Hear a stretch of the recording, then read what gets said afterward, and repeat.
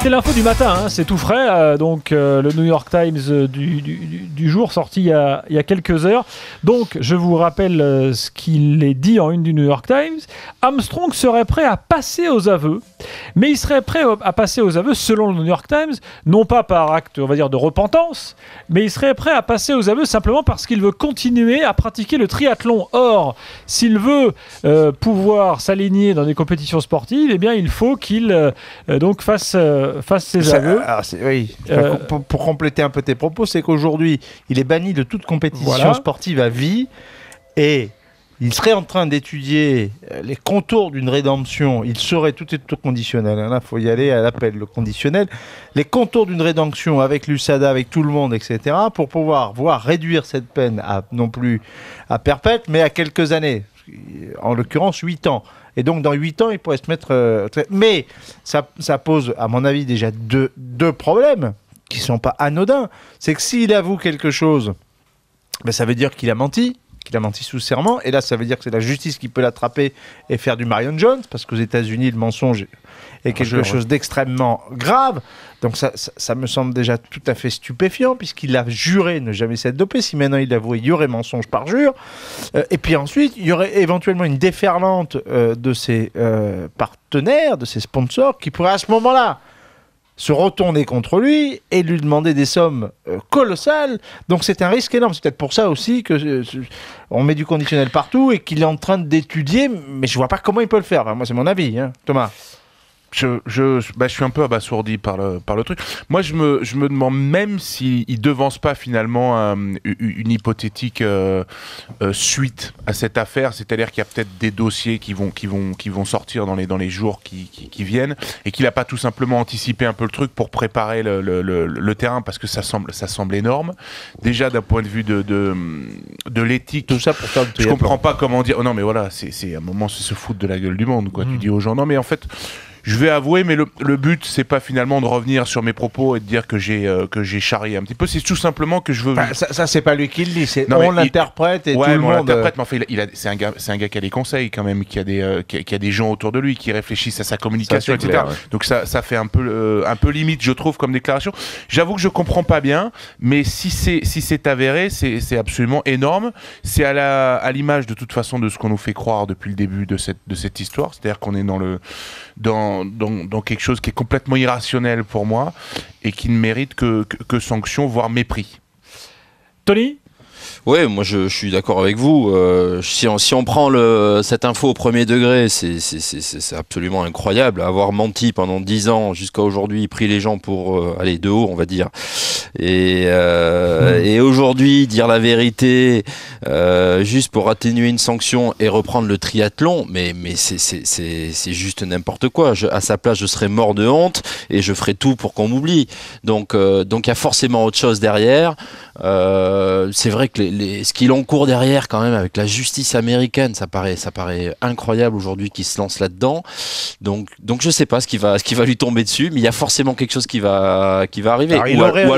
Ou alors c'est vraiment quelque chose qui est sorti alors qu'il y a rien du tout, quoi. Il aurait rencontré là aussi conditionnel Travis Tigard, qui est le président de l'USADA, l'agence américaine antidopage, en secret de l'AMA aussi. L'homme qui l'a fait tomber. Hein. Voilà.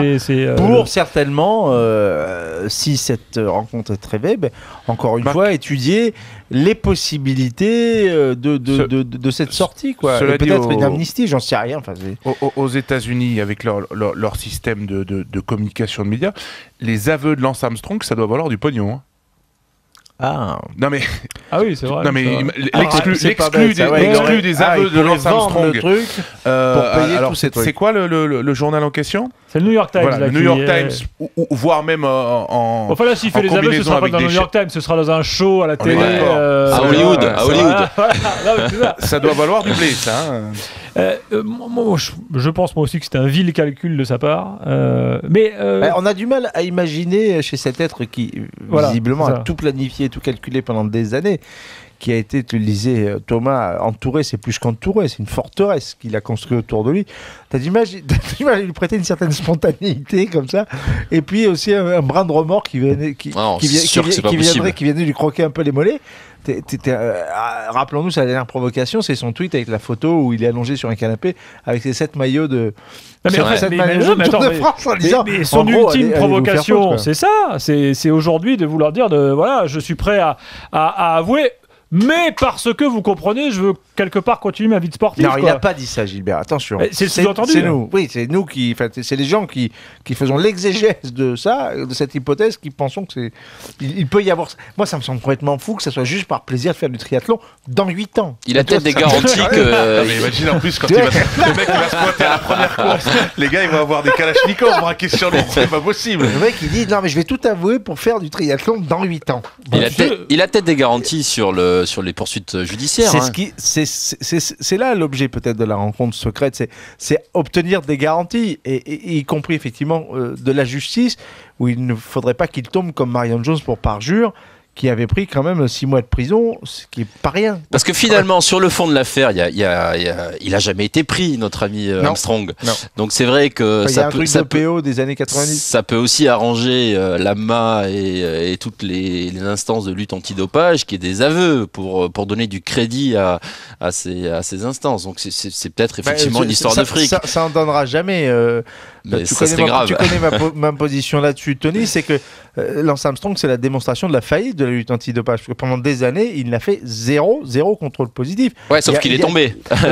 Il est tombé par la justice américaine par des témoignages, ce qui est complètement différent. C'est toujours pareil. C'est pas les contrôles qui ont fait tomber Lance Armstrong. C'est des témoignages sous pression de la justice. Ça n'a rien à voir. Voilà. Cela dit, prenons le fait basique, c'est-à-dire les aveux, au-delà du calcul et tout.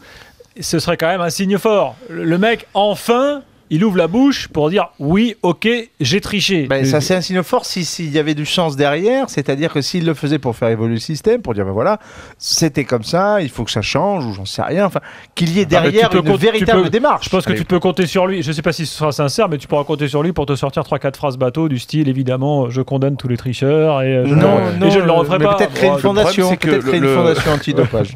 L'organisation dont tu parlais, Serge, tout à l'heure, enfin, je veux dire, s'il y a grand déballage, il va y avoir des dommages collatéraux qui vont être énormes, quoi. Il faut quand même bien maîtriser le truc, parce que l'édifice Armstrong... Non mais tous les gens qui ont été impliqués dans cette pour doper ce mec, c'est gigantesque, quoi. C'est une organisation à multiples tiroirs, avec des participants partout, des mecs planqués.